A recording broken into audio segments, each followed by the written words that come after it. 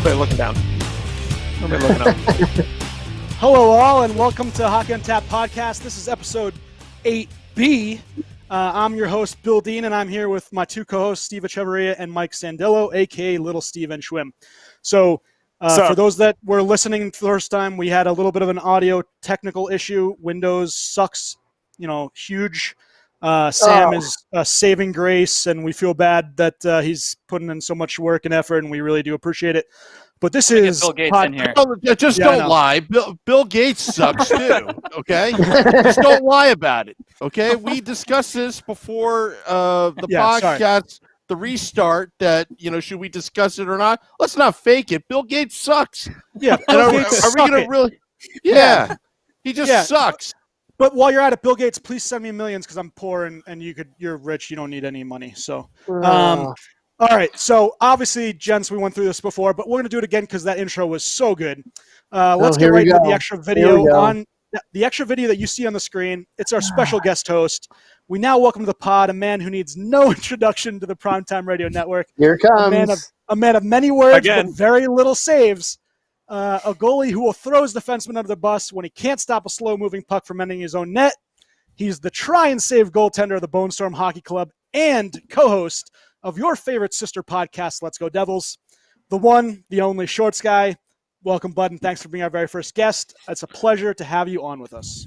You are welcome, and it's now my There's time. A round of applause.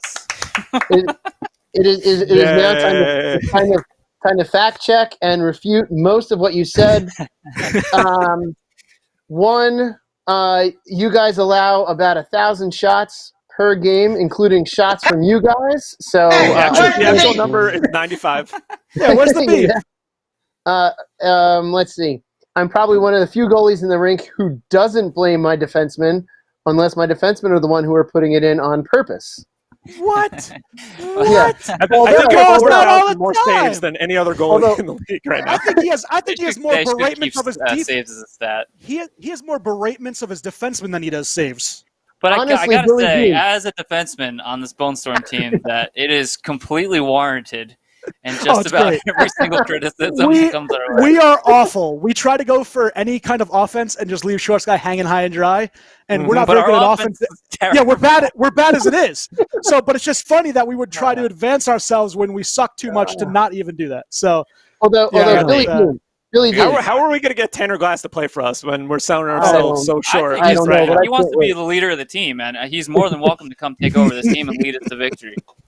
Although Billy Dean, I know we constantly harp on you for scoring an own goal once on purpose. To be honest, I think little Steve has more own goals on me than you do by far. You might be right, but not on purpose. No, but not on purpose. Mine wasn't on purpose. I tried to throw it across. No, it was not. That was the most accidental there is. I've ever seen in my life. Yeah, shot. that was terrible. I at least kick it in by accident. Guys, it was a face-off win back to you, and you turned around and put it on. I think net. I won the face-off, didn't I? First of all, you were 5 feet from me. This was the slowest moving puck in the entire world, and you were on the other side of the net. What were you doing? No, I was not on the other side of the net.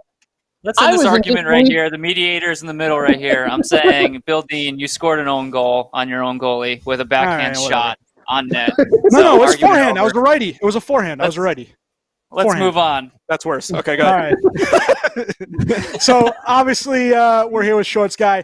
This is take 2. So, Shorts Guy, why don't you tell us a little bit about that beer that you were drinking before, and maybe if you have a second beer that you've opened, because we have. No, I'm still working on the first one. It's still the Cortland Beer Company Industrial IPA. It's like I explained before. It's something my brother got for me. It's a local brewery in town up by him. It's not a bad beer.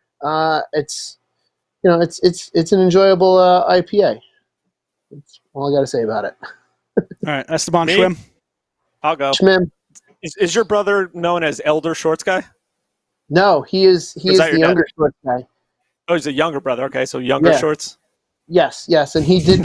He's shorter shorts. Shorter shorts. Short shorts. Got it. Short shorts guy. Nice. All right, so once again, I'm drinking something from Anchorage Brewing Company from Scott Gomez's own Anchorage, Alaska. Oh. It's called Still Asleep. It's a double IPA, New England IPA. Pretty good. This company, Anchorage Beer Company, has really cool artwork on all their cans. Check them out. Really good beer too, and then their artwork is really cool too. I'll leave out my Dubinsky comment from before. Yeah, I wasn't going to comment on it then, and I'm not going to do it again now. So yeah, check this out. Really good beers, really cool artwork, and yeah, pretty good. Abnormal Beer Company here out of San Diego, California. Who got it for you first of all? This guy over here got it for me as a present for being the coolest guy in this apartment next to Melvin.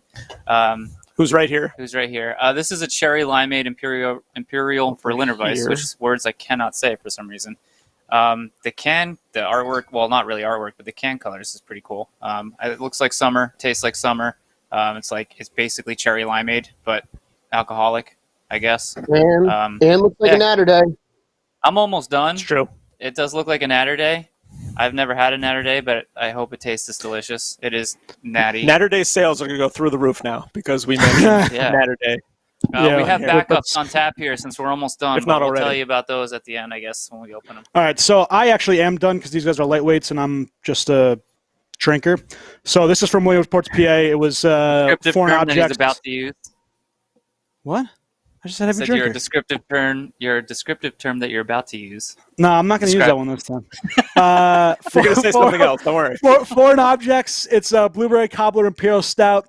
It's very thick, but it's it's a fantastic beer. It really was. I'm going to give it a 4.25. It was a really good beer, but I took it down pretty quickly while I was in between while we had cut out and froze. I was talking for about 15 minutes because I was worried that I was the only person on for a while. So I'm just chatting and just a bunch of bull just spewed out of my mouth, and I was trying to text and talk at the same time. It was pretty good. So but actually now I am drinking a beer from No one will ever hear it. Yep. Yeah, that was probably awesome podcasting, by the way. The best podcast you ever did. Yeah, really. No one will ever know. Your best monologue ever. Exactly. No one. No. Yeah, just went to shit. That was your big moment, and you blew it. So now I know. Now I'm drinking Collective Arts Fest. It's a pineapple vanilla IPA. So I went from a stout to an IPA. Not the best of recommendations, but it's pretty good. So yeah, it's gonna sit kind of odd there in your stomach for a little bit. Yeah, well, it is what it is. If you vomit in front of everybody, that would be fantastic. No, it would not. That is not good podcasting. Everyone would love it. The audio the audio would not be funny, but the video would be funny probably. No, but the audio would be very funny. Yeah, I was under here. All right, moving on again. So while we were talking in our last episode, so we actually do have our second guest on. We were going to talk with JJ about some Buffalo Sabres talk. So I'm going to do the intro again because it was really good. Our next segment is obviously about the Buffalo Sabres. We now welcome to the podcast our second guest of the show, JJ from Bonestorm Hockey. This little ball of fire breezes by the competition in our men's hockey league like pucks through shorts, guys. 5-0, glove side, blocker side, basically wherever shorts guy isn't. He's our leading goal scorer and a model for all those young hockey players that go out there to score at will and get in a trash-talking beef in the same shift. JJ, welcome back. Welcome back to the podcast, 8B. JJ, how's it going, buddy? Every damn episode we hear that. I like that intro a little bit more, and I've been on. I appreciate it. Second time's better. Yes. The sequel is always better than the original, right? It is. Yeah. Wow. Man, this pineapple vanilla is really good. All right, so JJ, we were talking about the overall state of the Sabres, and I know you kind of went through it briefly, but we'd like you to retouch on that. Obviously, the Sabres are in the news because Jeff Botterill was fired, and Steve can give you that, nice little tidbit about. Oh, go ahead, Shorts. Wait. I just breaking news. Yeah, I have breaking news because there's been a question posed in our Facebook group by a listener by the name of Elizabeth Dean. You might know her. Oh, geez. She has asked the question: who has the most shit the bed awards? That's. I want to point the right way. Hold on. No, wait. No, how do I do this? It's this way. There we go. Come on. There it is. No, I don't think I do have the. Well, actually, Marty might. While you guys talk to JJ Marty real could. fast, I'm going to show a little something. It's pretty good. So hold on. JJ. All right, So what JJ. what we were talking about? Yeah, what we were talking about before. State of the Buffalo Sabres. Kind of in a. I mean, they've been described by some people as a dumpster fire. I don't think the players on the team are a dumpster fire. The organization seems to be heading in that direction with a lot of the weird, bizarre moves that they're doing, which you were talking about. But I just wanted you to touch base on another GM fired, and they now have 3 GMs on their payroll currently. Kevin Adams, new GM, just hired. Why don't you go through the details of that, and as a fan, just the perspective of like doing this all over again, but this, I guess, a brand new situation. Same stuff, different day. Good. Yeah.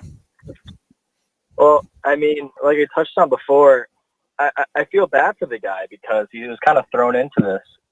He's got no prior experience other than, working his way up within the organization. And he's got a lot on his plate. There were 22 people fired within the front office, and 13 of them were scouts. This is before the draft, so this is going to be difficult for him to find scouts that, have experience in, what's coming up and, who are knowledgeable in that aspect. He's got a lot on his plate. And, it's also trying to keep Jack Eichel with staying with the team and other players trying to stay with the team as well. As you know, everyone within the city of Rochester and Buffalo is kind of fed up with the team now.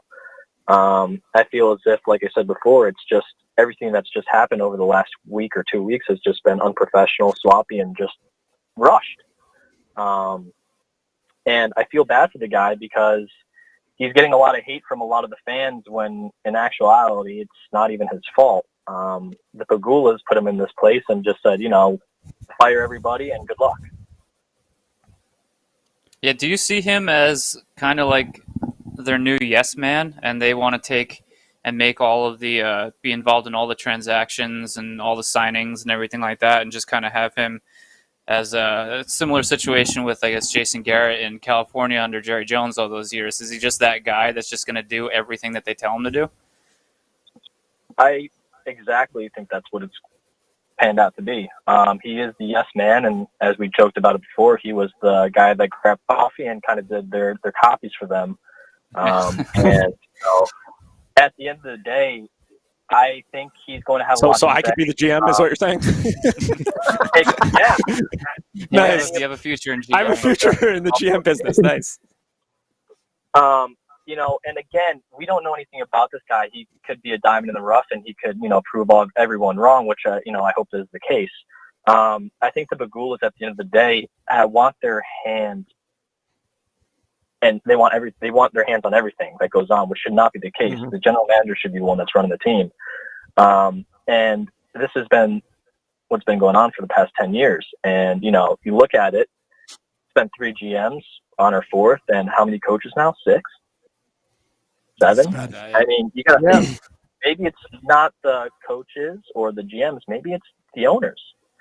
And the person that I think is going to be the savior of the Sabres is Ralph Kruger.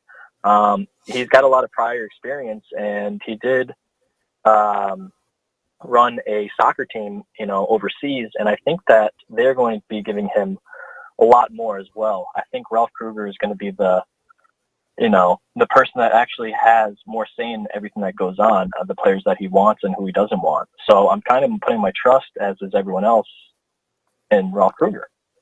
Yeah, Ralph Kruger, actually, I was going to say that he got the stamp of approval, obviously, from their captain, Jack Eichel, in his closing presser from, when they finally got announced that, they wouldn't be in the playoffs. He came in and, he just obviously displayed how disappointed he was in the season, and he was frustrated, with what's going on with, leadership in the front office and all the way up to the ownership who, you made this point on the last, when we ran it before, but you made the point that obviously they also have the Buffalo Sabres to contend with, and ownership.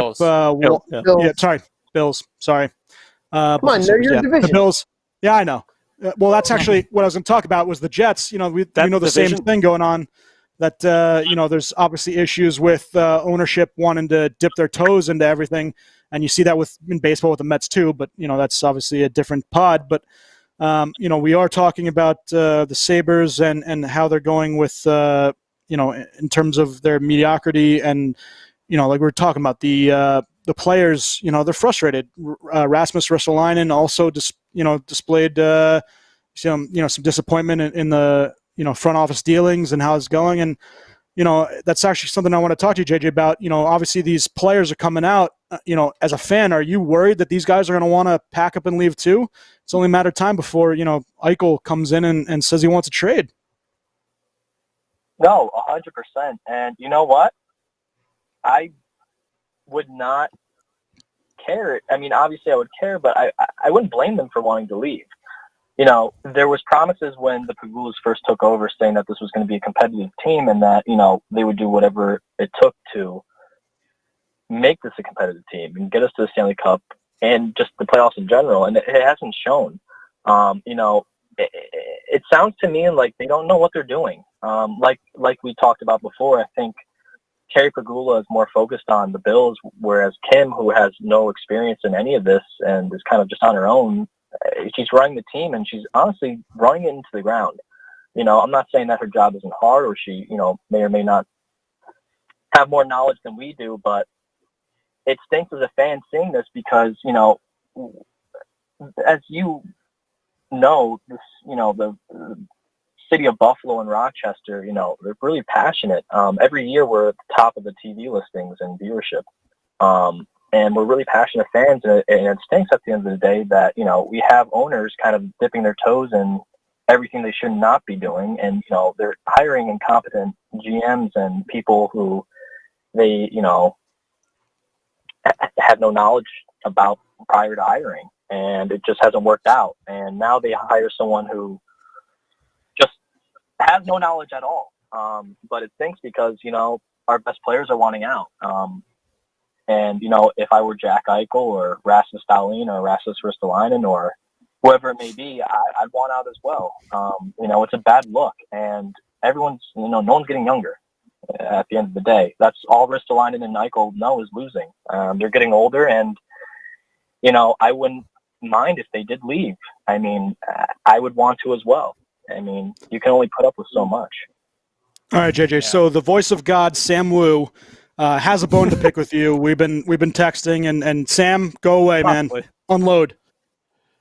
JJ, before I begin, I just have to play this. Where's the beef? I will show you where the beef is.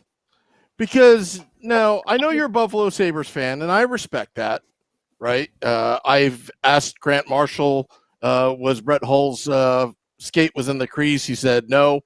But I'm a big Terry Pagula fan, and from an outsider standpoint, the guy pretty much invented, I think, fracking, where you get natural gas and, out of the earth. Made a lot of money, right?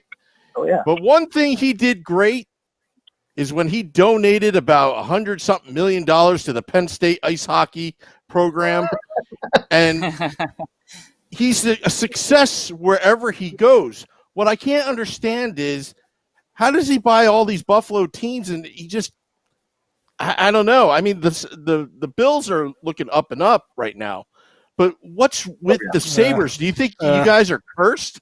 Because I don't know, or am I just talking some smack and trying to get you all fired up? No. I honestly, hey, I would believe if we were cursed. I mean, it makes sense, but look, I appreciate that might be the only answer right now.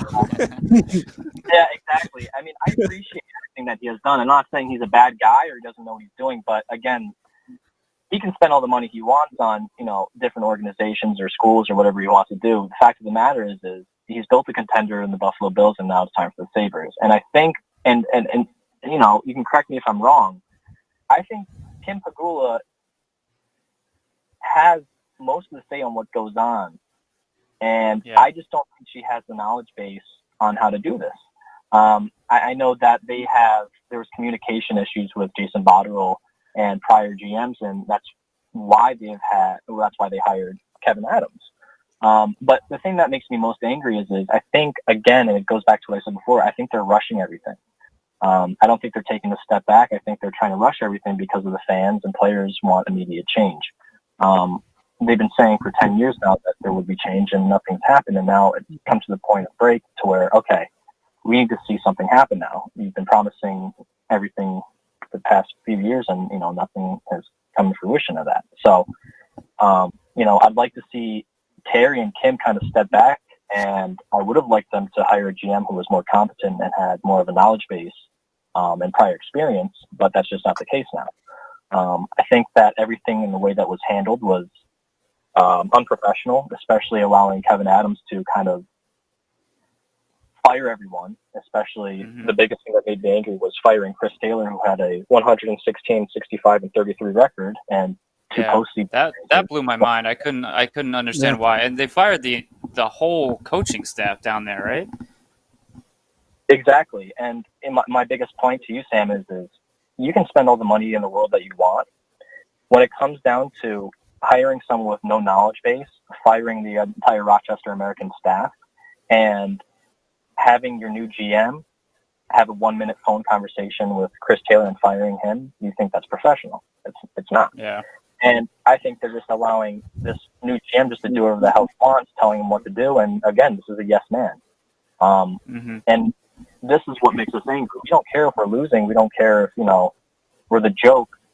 It goes back to, look how this makes the Sabres organization look. It looks bad. No one's going to want to work at this front office. No one's going to want to come scout for us, and no one's going to want to be part of this team. Yeah. No, I'm looking at Facebook Live just quickly. Jeff Turner says they should trade Eichel, reset the team quickly. I mean, the thing is that, Eichel's what is he, 25 years old, 24? I think I think he's 24 years old. I want to say it's like 22, 23, right? Younger than me. He's 22, 24. 23. Yeah, I mean, so the guy's, young. He signs a monster contract. It's tough to trade someone like that. And, you had other people in the group that no one cares about Buffalo. But, we did want to get a Buffalo Sabres fan. So, Shorts guy, JJ being a High Point compatriot, would you like to ask him any questions? Well, I think it's a shame that the Sabres have fallen as far as they did, because I think of the Sabres, I think the blue and gold days and the epic battles between Hasek and Brodeur. And they used to be such a great, proud franchise, and now they've just gone into obscurity. They're that other team in New York State that no one really knows about. But as I mentioned before, JJ, it's just so odd that they would do this. They've had all the time in the world to let someone go and to do this in a little bit more formal manner. It just seems like the new GM is not only the yes man, but the axe man too. It's like, here you go do this, go get rid of this staff for us, and just be the bad guy, and we'll give you a good, a decent salary to be the jerk. But you were right in saying that. Who's going to want to go there if this culture of just awful front office stuff is going on? No one's going to want to go there and put any trust in the organization. And then there's you guys, the fans, that are just going to not trust that they're going to do anything. And then they're going to keep asking for your money to go to games. Exactly. And again, it was going back to the topic 2 weeks ago that they gave Jason Botterill the vote of confidence that he'd be back. What changed?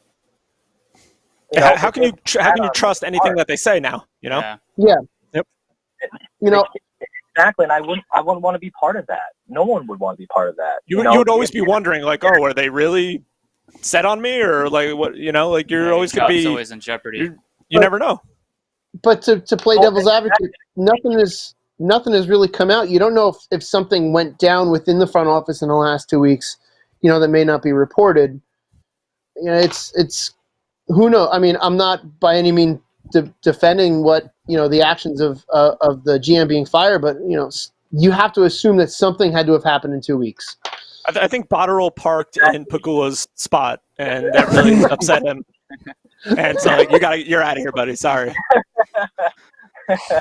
All right, JJ.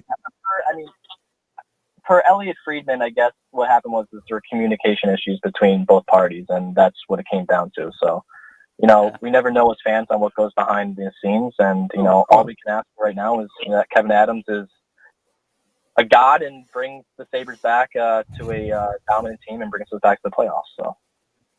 Yeah, you don't want to miss one more missed playoff year would tie the record for most consecutive playoff years. Yeah. But to end on a bright spot there, JJ, just as a comparison with Jack Eichel there, another player to miss the playoffs his first 5 years of his career, Mario Lemieux. So just look at it that way. Yeah, well, that ended pretty good, at least. Yeah. Stay positive. Yeah. Positive thought. All right. So JJ, I did want to talk real quickly, before we let you go, about some, we figured we'd talk about some good and bad trades the Sabres have made over their lifetime. And obviously the big one, I think the greatest one they've ever made, right? For Dominik Hasek from Chicago. They traded Hasek, or they got Hasek, and they traded Stefan Beauregard and a 4th-round pick, which actually turned out to Eric Daze, who was pretty good. He was a good player. But obviously Hasek, being, I think, the best goaltender of all time, along with Patrick Waugh, I think 1 and 2. But JJ, let's talk about the Dominator and how. I'll give Brodeur his due. Don't worry. Talk about the Dominator and how I'm sure that obviously spurred your fandom. Oh, definitely. I was probably a couple of years old, growing up in Washington, but it was great player. I mean, and I go back to, I agree with you. I think he is also the best goaltender of all time. Just wish he had the team to kind of help him out there, and maybe things would have been different in the, Dallas Stanley Cup Finals. But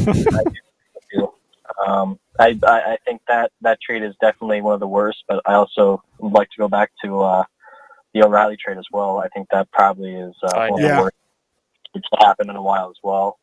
As you know, what just happened. Same thing happened with Nashville. He ended up winning a cup in Detroit. So. Mm-hmm. Yeah, no, I was going to touch on the unfavorable trades for the Sabres with, obviously guys that are past your prime with Ray Shepherd who go into the Rangers and doing very well. But that O'Reilly trade recently is a tough one. I know they got back they actually did a 30 for 30, not 30 for 30 special, but Patrick Berglund just did a special on how he wanted to step away and he hated being in that organization. And, now he's playing in Sweden. He might make a return to the NHL, but there was something, was interesting on that. But, that doesn't sit easy with, I'm sure, Sabres fans. That's a tough one.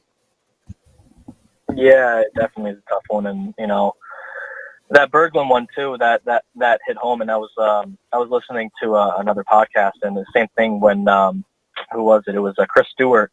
And when Chris Stewart and Yaroslav Halak were coming over to the Buffalo after their trade, Halak he wouldn't sign with the Sabres. He told Chris Stewart on the plane that he wouldn't play for them. And it seems as if there's, like going back to what I said before, no player wants to come to this organization until they're a winning organization. Yeah. Mm-hmm. Point. Just because I have to add on a couple more ones, because I'm sorry, JJ, but Buffalo also traded their first-round pick in 1990, which turned out to be Keith Tkachuk for Dale Hawerchuk, which wasn't bad at the time, but it turned out that it didn't end very well. They also traded Phil Housley, and the other big one, which Schwim would obviously love, Dave Andrechuk and Darren Pupa, as well as their first-round pick, for Grant Fuhr and their fifth-round pick, which turned out to be Kevin Popp, who did not end to be very much. So, JJ, we are sorry, and we do appreciate you coming on. And our condolences. Can I ask JJ a quick question? Yes, please. Yeah, JJ, real quick, it's your boy Schwim. What's up? Let's end this on a light note. Schwim.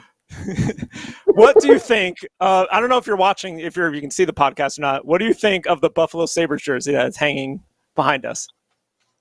I was going to touch on that. I was watching before all of it started. Nice. I'll give you whatever you want for it. I'll pay you. Who's on the back? If you could guess who's on the back of the jersey, I'll give it to you. On the back of the jersey? Yeah. I'm going to go with Miroslav Shatan. Ooh, that's a really good guess. Yes, solid guess. Same era. Sort of, yeah. Very good guess, but no. Who is it? Oh, Barnes. Stu! Oh, Stu Barnes. One of my favorite Sabre. Favorite Sabre? Mine would have to be Maxim Afinogenov. Nice. Yeah, he was sick pants. I don't know why I see that jersey, and I know Hasek wore it, but I think Hasek. I think of the blue and gold jersey. I think it's Steve Shields when I see that jersey. Yeah. Steve Shields. Michael Pekka. I think of Michael cool Pekka helmet, in that Steve jersey. Shields. But this jersey is way better than the Slug jersey. You cannot like that Slug jersey. There's no way. Oh, no. The Buffalo Slug. That was the worst jersey. Not the worst, but one of the worst. Well, JJ, we'll definitely have you. Sorry, buddy, go ahead. Yeah, I appreciate it. I was going to say another thing they screwed up on the 50th anniversary. They should have brought back the old black and red jerseys as well. They screwed up on that. Yeah, they definitely should. As a third jersey, that'd be a good one. But JJ, we really appreciate you. We really appreciate you coming on, and we're obviously gonna have you back and talk about some Sabres stuff. Maybe hopefully they get some playoffs, or maybe if they get a good draft pick in this upcoming draft. I think the lottery's on Friday, right? Short Sky, you guys are doing a show about that. Yes. But, yes, it is. We'll talk to you, JJ, and JJ, we really appreciate all the time you gave us, and thanks very much, buddy. Yeah, JJ, thanks, bud. Thank you, JJ. Thanks, JJ. Keep it up. You score a goal for us someday. Yeah, and Kevin Dean says hi, and you're the best winger he's ever had.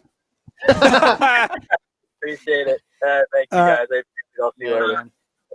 All right, boys. So, as we turn into stage 2 of the pod, we wanted to talk about some updates on NHL news. Obviously, we've had COVID issues going on, some training camp dates that were announced, as well as roster sizes, and then we'll talk about Dan Carcillo in a minute. But Steve, why don't you give us Schwim? Actually, this is perfect on you. Let's talk about some COVID. So, I don't know if any of you heard, but 3 players in Tampa tested positive for COVID. And 2 staff members. So you know how they're running things down in Florida, so I guess it was only a matter of time before the training facility is still closed. Yeah, they closed it, although they were talking about how they could be opening up within this week or early next week already. So, but I don't know. I would say they'll disinfect and they'll get it in there really quickly. And also another big name that happened to get COVID was Austin Matthews, which, you talk about stars in the NHL. That's, he's top 5'10", and to have someone like that test positive, really send shockwaves through the NHL, and you wonder how that's going to affect. Too, right? Yeah, but you wonder how that's going to affect. No, it's hotspot, yeah. But you wonder how that's going to affect, NHL's ability to get behind, players behind this, because you see a stud like that come down. And that'll send any player, second guessing their commitment to a sport. So, that's a tough one. Shorts guy, I know. I do have to interject real quick though about these positive cases. 11 cases, right, over the past since June 8th. Yep. But none of the NHL protocols regarding quarantine or anything has been implemented yet. So this is going to happen. So we can't get too worried yet, but if we, maybe later on we'll touch base on what's going on around the world with cases and how it could be a foreshadowing to the United States League's opening. But on to the next, Dean. But Shorts guy, as a fan, unfortunately it's on the outside looking in. What are your views on how everything's going? Obviously I know you guys have talked about it on the Let's Go Devils podcast, but just about the hockey world in general and what's going on and playoffs possibly resuming. Well, it would be great to have them resume. It would be, there's nothing the 4 of us can agree on. There's nothing like playoff hockey, and it's going to be great to have it back. I think that if you look towards Europe and look what they've done in Germany and England as far as bringing soccer back, and they've got it, and they still had a couple cases here and there, but they've been able to implement rules and implement situations to where they can have competitive soccer matches again, and I think the NHL can do that. It'll be nice to have it back. They got to get it under control, and I think just depending on where these players are coming from, so you're going to have to excuse me for not knowing this because, my team's not in it, so I'm not really paying much attention to the other teams, but have all of the European players been recalled to North America yet? No. I don't think so either. Only some are arriving. I think definitely more teams have more players in their facilities than others. There's some teams that only have like a handful of guys right now. I think we were talking about it last episode that Montreal just opened up their arena, but I think Carolina only has maybe 2 or 3 guys that were skating as of last want to say last Thursday or something, that everybody else was kind of on their own, some abroad. I know Sebastian Aho, I think I read that he wasn't around yet. But yeah, there's a lot of guys overseas, Sweden, Russia still. But we'll see what happens. Malkin is here. Malkin came back from Russia already. So, I think Hedman's still in Sweden. Yeah, okay, so let's bring up Sweden, because Sweden as a nation went with the theory of herd immunity and did nothing. So what is the NHL going to do with those players? Are they going to recall them all at once, quarantine them all at once, and see what we got? They're going to have to look at. I think everyone's going to have to go through a 2-week quarantine. If they're coming, no matter who's coming from where, they're going to go through a 2-week. If they're coming into the United States from wherever, I think before they, no matter what, they have to do like a mandatory. It should be like a mandatory 2-week. Yeah, and then you also have North Carolina. I believe is also they are going up in cases as well currently. Yep. So there's another situation. And I'm going to be honest. I have actually no idea what cases are like in Canada. I have no knowledge about. It's better than here. We know that the numbers they have it in a little more under control than over here. But obviously things are still a question mark globally as far as cases go. Some countries handling it better than others. You look at Russia, what I was just want to touch base on before. You look at Russia's soccer league, for instance. I don't know if I know you follow it, Shorts Guy. One of the Russian soccer teams. This past weekend, Friday, had 6 players test positive for COVID. So under the league rules, they had to quarantine them and the entirety of the team. And the team they were playing, Sochi, had the hey, I'm over here now. The team they were playing, Sochi, had the say whether or not they rescheduled the game. Sochi said no. So this Russian organization brought up a youth team who hadn't trained in 3 months, and they lost 10-1. And so we're hoping. I'm actually surprised. I thought the score would be like a lot worse. Yeah, it should be a lot more. They got smoked, but still. I'm sure they took it easy on them when it reached a certain score. They probably felt bad. They scored a goal. But, yeah, I know that's impressive too. Yeah, that was probably. I think they were a contender to compete to qualify for the Champions League, Shorts Guy. And now after this loss, that's completely down the drain. But we have, I know Russia's handling this situation obviously much different than we are. They do have some pretty strict rules for their leagues, but not going to be as strict probably as ours also. So you'd think that we would have it under control. But other leagues are starting in Florida. We're very worried about that with the Florida cases. I think 4,000 just on Saturday cases in Florida. So NBA, WNBA, MLS having some worry there. But I think the NHL is handling it pretty responsibly so far. We'll just kind of see where it goes from here. Yeah, and if you look at global numbers, and Russia always comes out really low, but Russia is one of those countries where you kind of have to look at it, especially with their past history, the way their government has been. Like, are they being truthful in what they're reporting? Who knows? It's like that's the one thing. It's like you look at Russia's numbers and they're incredibly low, and by all means, I hope they are low and I hope they are legitimate numbers. But then you got to think, like, it is Russia. Like, what are they really counting all of the people, or are they just kind of doing what Russia's done in the past as a nation and kind of hide things? But I hope that all those players that can come back, everyone will go through their mandatory quarantine, and that everyone's fine, and then we can move along into the process. Schwim, is Vasilevsky in the States or is he in Russia? He's in the States. He's your team. He is the key to your team. He's there. I think Kucherov isn't, but Vasi is. He was in that beautiful he was in jet that skiing sweet video. He might have been one of the ones that got sick got tested positive. Who knows? Vasi is one of the keys to your first round exit. So you need him. I was going to say, crucial part. Also for Schwim, Alex Killorn, who he's wanted to get traded a while ago, was the ringleader of the Flying V jet ski video. He's probably patient zero. Yeah, he definitely got it first and gave it to all those players, and that's got to really piss off Schwim. So, all right. I'm just going to say this with this playoff bracket. I know a lot of teams look better on paper than others. But I think with this long layoff and no momentum going into this, I think this is one of the most open playoff seasons that we've seen. Anybody can win it. It could be anyone's tournament at this point, and that's all it is we've gone from a long break into just a tournament, and it's anyone's game right now. Mm-hmm. No, it's definitely going to be. Yeah, no, coming out of this, I don't think there's one team that has an edge. Once I think there's going to be a ton COVID's of the equalizer. Upsets. Yeah, it could be. There will be a lot of upsets. I think there's going to be a lot of upsets. I'm hoping the Rangers are one of them. So, but to be upset, I think they will be. Oh man, I love you, buddy. That's why you're on. But anyways, all right. I love you too. So one of the things we wanted to talk about quickly before we get into some fun stuff, because I know we got 20 minutes left. Dan Carcillo with this lawsuit that came out.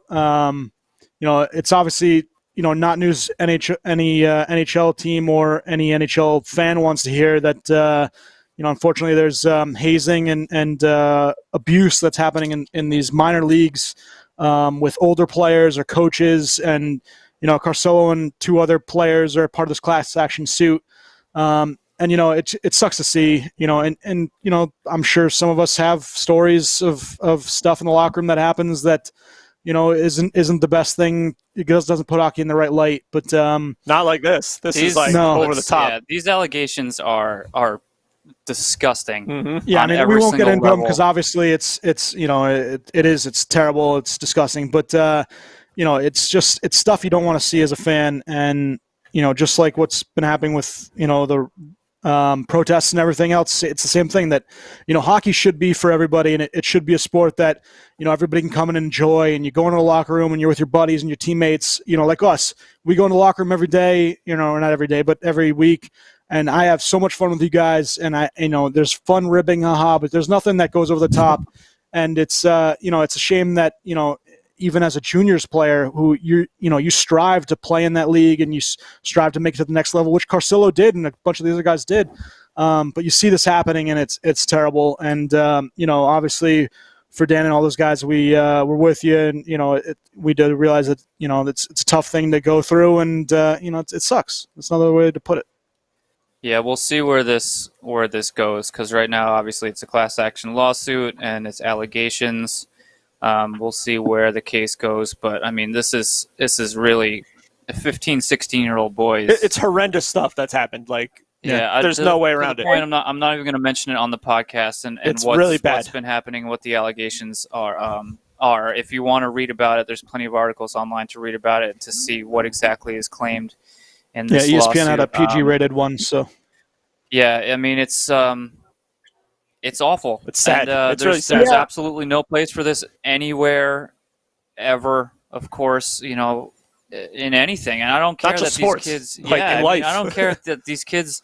Are given the opportunity to potentially make it to the big leagues and be tremendous hockey players. Like, this is the fact that somebody would put 15, 16-year-old boys through things like this for fun. Yeah, coaches. Yeah, coaches should be ashamed of themselves. I am a coach. Schultz is a coach. And the players. Coaches and the players. I agree. But just as a coach, how you can put your players through that is just mind-boggling. So, I just wanted to touch base on that because that's obviously big NHL news. And Schultz guy, give us your take on that too. But so this all happened around the 2002-2003 time frame, is what the story that I got here in the hockey news. About the same time frame, I remember in college, the head coach of the program at Sacred Heart was very adamant that, because there was an issue, and I forget what college it was, but there was an issue of hazing that came to light, and the head coach of the program at Sacred Heart was very adamant that nothing like that happened. So if a college team in Connecticut in the States knew about it and said something about it, why wasn't stuff being said about it in the other leagues, in the junior leagues, especially that all the guys that were on the team were coming from? Where were the other notifications from other coaches like, hey, cut the crap, we're not going to deal with this? Because I remember that very plainly, that the coach had a full team meeting basically saying, this isn't going to happen here. I think the Shorts guy on that point, the fact that you're affiliated with a college and a school certainly helps. These teams are not monitored by anybody.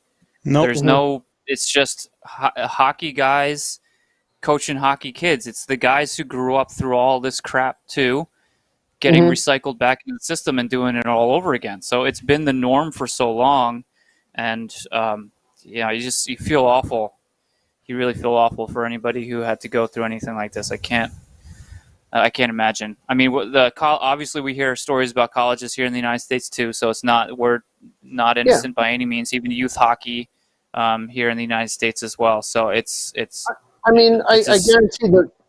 guarantee the four of us have gone through some kind of crap. Not as bad as what's alleged in this article, but we've all gone through some kind of crap at some point. But it's still, it's no excuse. Yeah.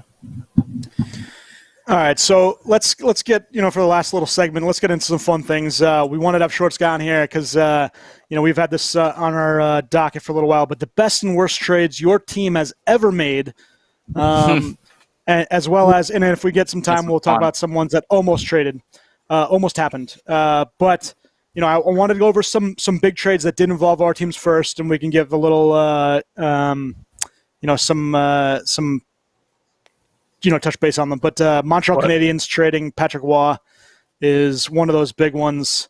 I think they only got they shipped Patty Waugh along with Captain Mike Keane for Jocelyn Thibault, who actually was pretty good. I don't know what you guys are doing now. Keep going. Keep talking. Jocelyn Thibault, Marty Uchinsky, and Andrei Kovalenko. So obviously, it being a disaster for Montreal was a real bad trade. Shorts guy being a goaltender, how much do they count towards wins? In our case. Wait, how much? Wait. How much do they count towards wins? Whatever. Oh my god. The goalie is a single position on any hockey team that could actually win you a game. As long as your team scores one goal, your goalie can win you a game. No, I was just giving him a little ribbing here. Anyways. With the Patrick Waugh case, I mean, that was probably one of the most interesting situations to where you had Patrick Waugh wanted out of that game because the Canadiens were not doing anything in front of him. Yep. He was having a bad day. He wanted out of that game. The coach refused to take him out. And it was at that point, and Waugh had been, one of the savior goaltenders of the Canadiens at that time. He won 2 Stanley Cups for them, I believe, if I'm not correct. What is that? 2. Two, yeah. Their last. Well, he won 2 in Colorado and 2 in Montreal. Their last, Montreal's last cup. Yeah, and that was back the old Montreal form. And as soon as he came out of that net, he went right past, brushed by the coach on purpose, went right over to the GM, said, "Trade me," and there was no coming back from that. I'm never playing here again. I'm surprised you didn't tell that to me one of these times. Trust guy, when are you going to do that to us? When are you going to come down the bench and be like, that might happen real soon. This is my last game. I don't know. Well, because especially when there have been some games where I've come off that rink pretty annoyed. You skipped handshake lines, which is a no-no in hockey. Rightfully so. You cannot skip a handshake line. Hey, don't tell Shorts guy what to do. No, but that's obviously Patty Waugh. In Shorts guy's defense, trade. there was no defense. Mm-hmm.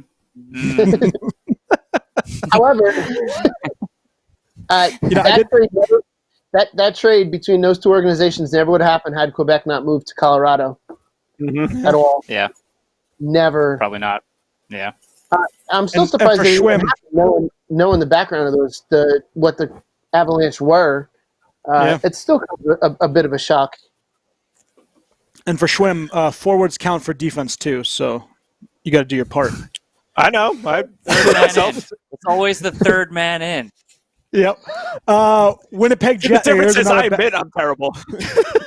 I didn't say I was ever good. We all do, just not in the moment. But I was going to say, actually, this was a good point. Shorts guy will definitely quit the first game back when we come back from this COVID thing. Oh my God, it's going to be horrible. Awful. It's going to be it's going to be a horrible train game. wreck. If we score, all right. You're assuming that I'm not going to look terrible after sitting here staring at my gear. Everyone will look terrible. My brand new gear, by the way, that I have yet to even touch a puck with. All right. So back to some good trades. Winnipeg trading Teemu Solane to the Ducks. They traded Mark Chouinard and a 4th-round pick for a 1st-round pick, which ended up to be Chad Kilger and Oleg Tverdovsky. So Oleg, god awful. It was a robbery. It's got to be one of the worst of all time. I mean, that's not even close. The Lindros one also. Well, we're getting to there. Rangers trading Jean Rattel and Brad Park to the Boston Bruins for the ghost of Phil Esposito. Actually, I should say Esposito had a pretty decent run with the Rangers. He did pretty well, but trading 2 studs. There's studs for my wife. There you go. And Jean Rattel and Brad Park. Vancouver Canucks. Say that. I know. Vancouver Canucks trading Cam Neely and a 1st-round draft choice to Boston for, which turned out to be Glenn Wesley, actually, for center Barry Pedersen, who did not do very well. That's real bad. He had the 20-goal mark once with the Canucks. This is for all those New York Islanders fans, because this is fun to give them. Jeff Turner. Chara. Yeah, Jeff Turner. Here you go. Zdeno Chara to the Ottawa Senators. And what did they get back? Alexei Yashin. Woo! They're still paying. I think they re-signed it for another 8 years. Did they? Yeah, right. I heard that. But it's also funny. They also gave up a 1st-round pick as well to get Alexei Yashin. Wow. So Jeff Turner, we love you, buddy, but take that again. Turtlenecks. Yeah, that's what they traded for. Sorry about that. The Islanders were good once. Yeah, they were. They were. They're very good ones. Yeah. Yeah. Another trade involving our favorite singer, Brett Hull, from the Calgary Flames to the St. Louis Blues. They don't even actually say what he was traded for, but this probably was bad. Oh, Flames traded Hull along with Steve Bozak in exchange for Rob Ramage and Rick Walmsley. Okay. Oh, just a very good trade. I have a player Calgary, against, I believe. Also coming up here with Doug Gilmour to the Maple Leafs. That was a great trade. Red Wings trading Marcel Dion to the Kings. That one's no good. And, of course, Edmonton trading Mark Messier to my New York Rangers to help him win a cup. Messier being only 29 at the time. Obviously he had won 5 Stanley Cups with Edmonton, which is he looked like he was 40. Good. Yeah. He didn't look like 40 in 94. I was going to tell Shorts Guy and Sam that he didn't look like he was 40 in 94 when he whipped them Devils in Eastern Conference Finals. And how many have you won since? Hey, I don't care that happened. How many have you won since? Shorts Guy, remember that. Yeah, just one time, Shorts Guy. Just remember. Something happened a while ago, Shorts Guy. It's all right. And then, for as long as the Rangers have been in the league, they should have more than 4 Stanley Cups. We have 3. Yeah. We've been around since '82. Back to trade. And then lastly, Oilers trading Wayne Gretzky to the LA Kings, which never heard of them. Let's move on. Just a terrible trade. So, all right. So, Shorts Guy, give me the Devils' best and worst trades. I'm sure you got some. So, what wound up in the long term being a terrible trade? I'm going to say that the trade for Kovalchuk, because we had success in the beginning, and then that just turned into a debacle with that massive, awful contract, and then the abrupt retirement to supposedly go home. So I'm going to say that's what stands out in my mind is what turned out to be just an awful trade.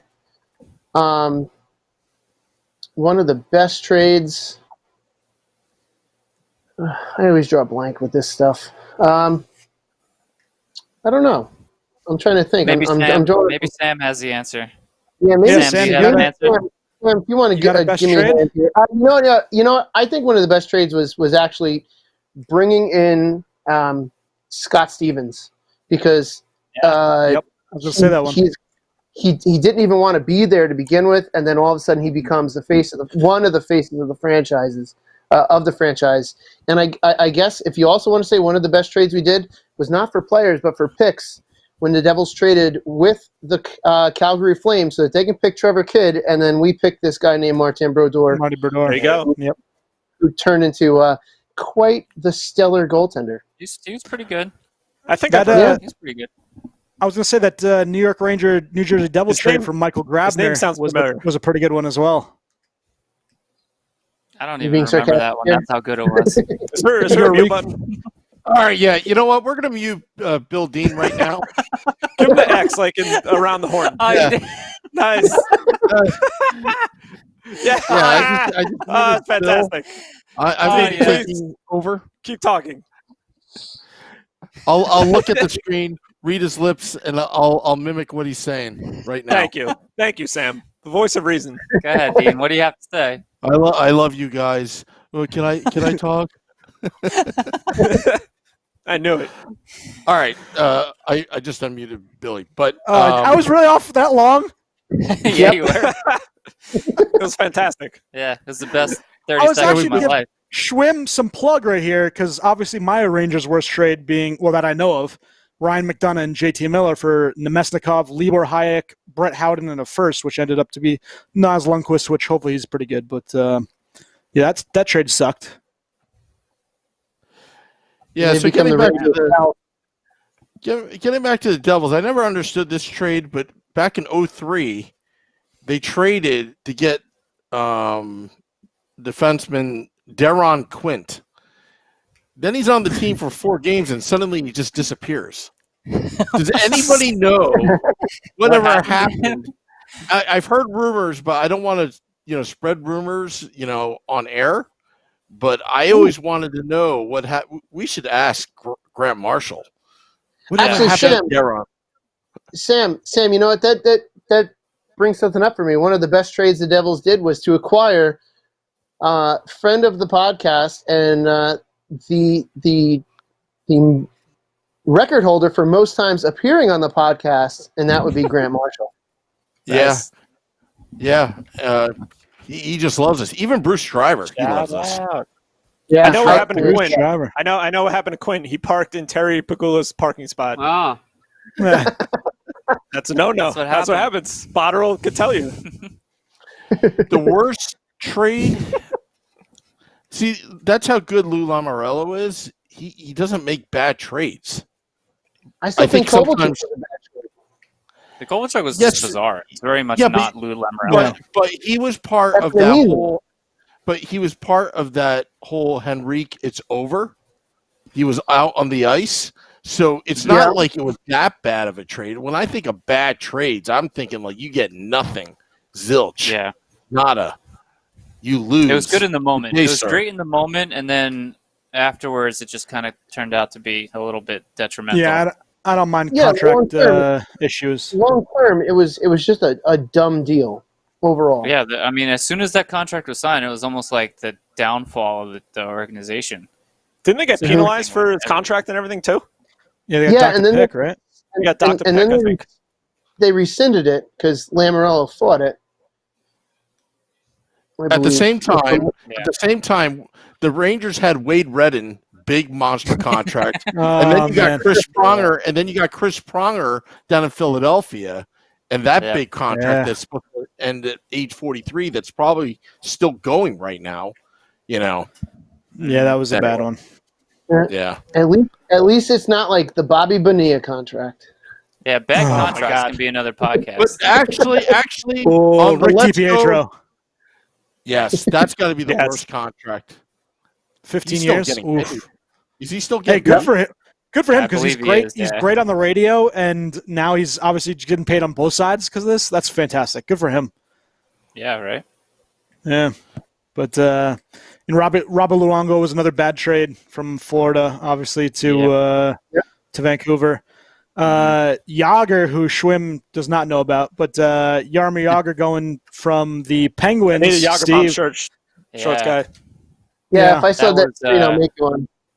That was a bad time for the Penguins organization, but they got Chris Beach, Michael Civic. Chris Beach was a first-round pick who they were hoping would pan out to be something real good, and he obviously very much wasn't. Yeah, and then Yager getting traded again, which is actually one of my best trades, along with Ryan McDonough going to us originally, but Yager for Anson Carter was a really good trade in cash. So obviously he's our points leader for a season, so that was pretty good.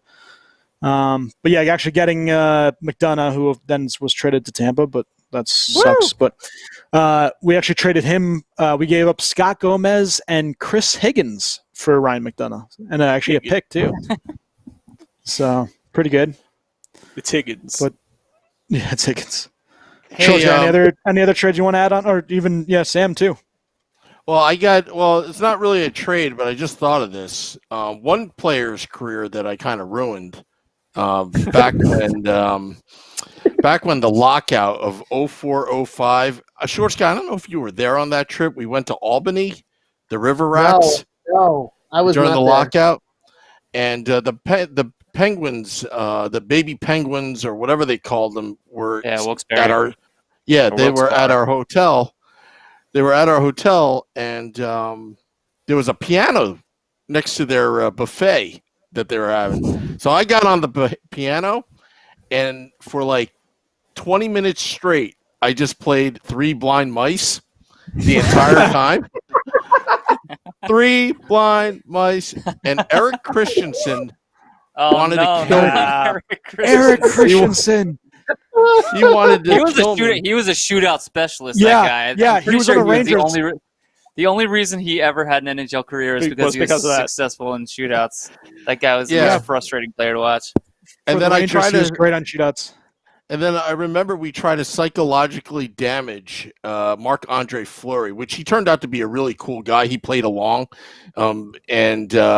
I remember like we started chanting silver medal because after he passed back and whatever. And he looked back at us, and it was all in good fun. I'm not sure because of the blocker if he gave us the finger or the bird or not, but it sure looked like it. But he was laughing the entire time.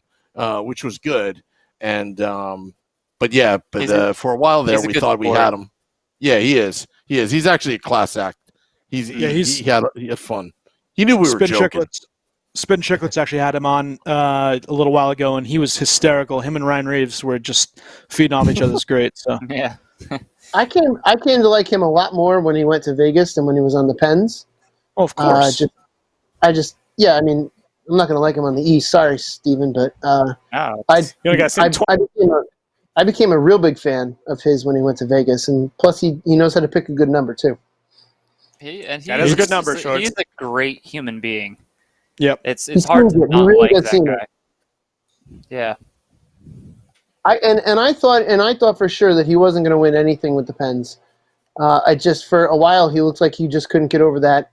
Just get over the hump and to win it all. Obviously I was wrong, but he just seemed like in the beginning, like there was, kind of like how Sam was saying with the silver medal, he just seemed like he was never going to do it, and then he finally broke through and did it, and he had monster success afterwards, and I think he reinvented himself in a new situation in Vegas, bringing them all the way to the Cup Finals. It would have been awesome to see him win. But I think he reinvented his career going there. He looks like the goaltender from 10 years ago. Yeah, and the one moment that we thought we were psychologically damaged him, he went on to have a good career. If you remember opening night of 2005, Sidney Crosby versus Zach Parise, and the Parise's better chants were raining down. That was the only fun we ever had. and that competition there. No, so you look back now on drafts, right? And you're crazy to take a goaltender number one unless he's hands down the best player. And taking obviously Fleury, Fleury at number one. That's a big. They traded for him too.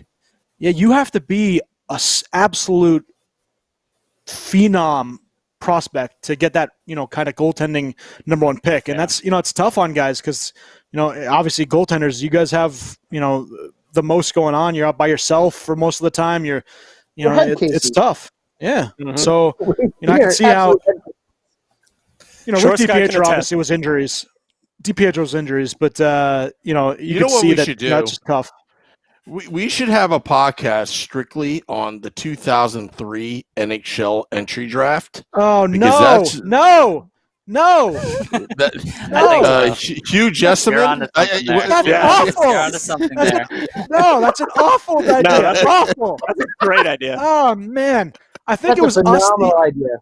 I think it was us, the Islanders, and there was one other team that there was like 3 teams that you just look at and you're like, oh my god, that draft is absolutely ridiculous. And even into the second and third round, Shea Weber in the second round, you have so many guys, and it's so depressing to look back on. Eric Stahl, Nathan Horton, Jardev, Thomas Vanek, cool.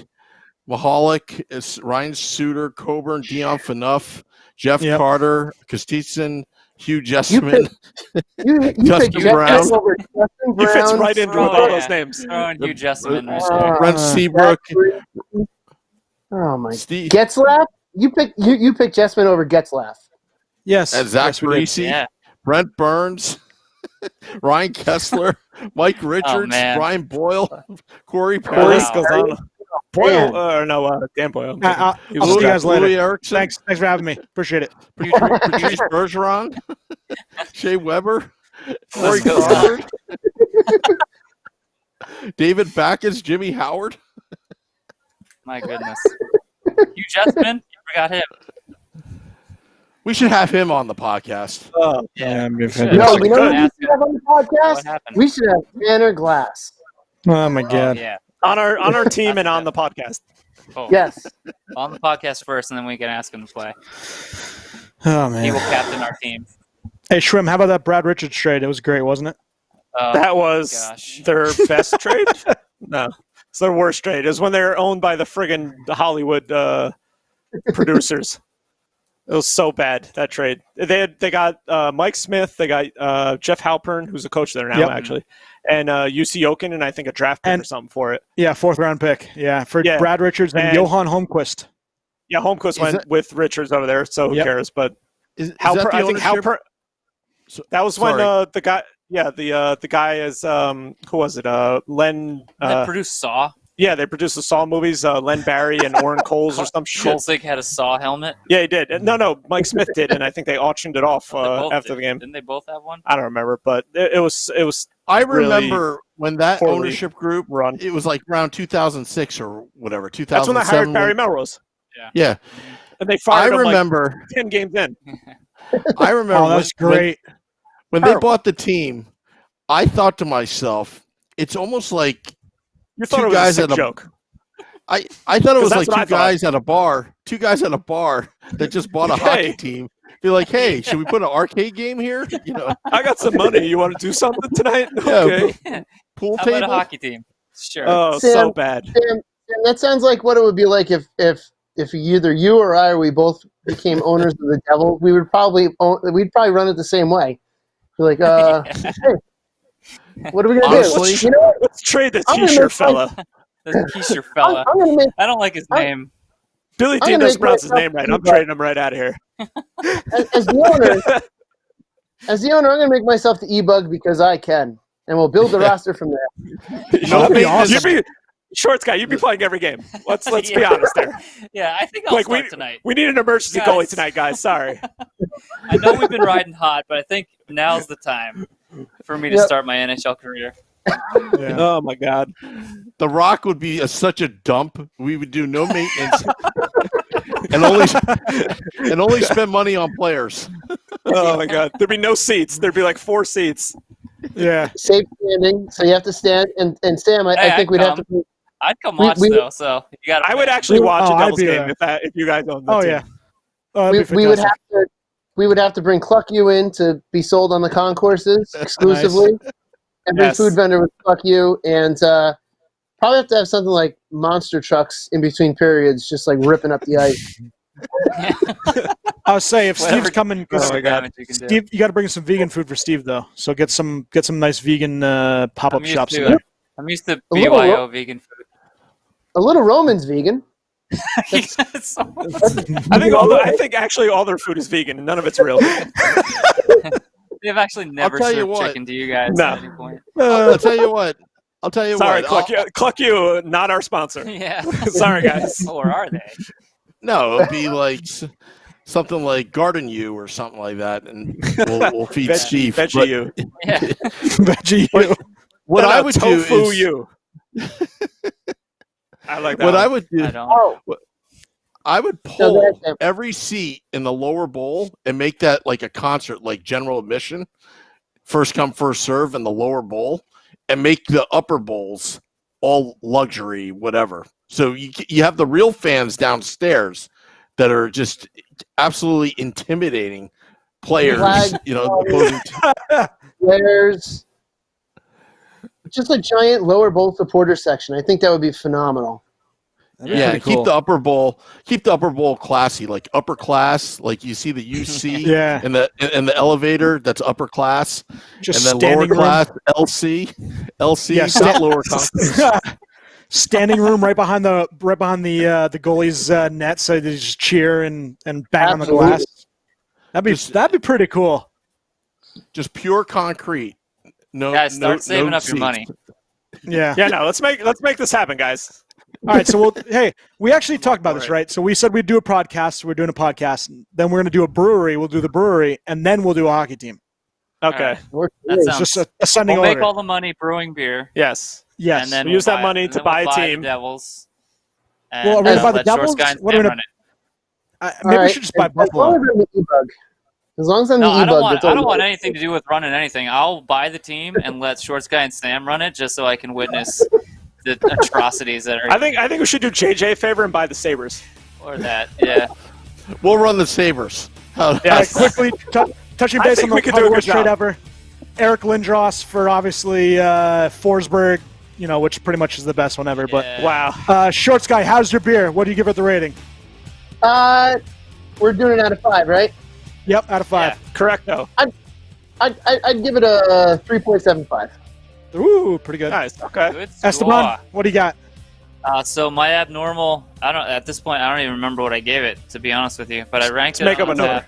Untappd. I'll give it a 4. I think I gave it a 4. Delicious. But I actually moved on to my second beer, which I will put on Untappd also, by Magnify Triple Dry Hopped IPA. It's an IPA. It's good.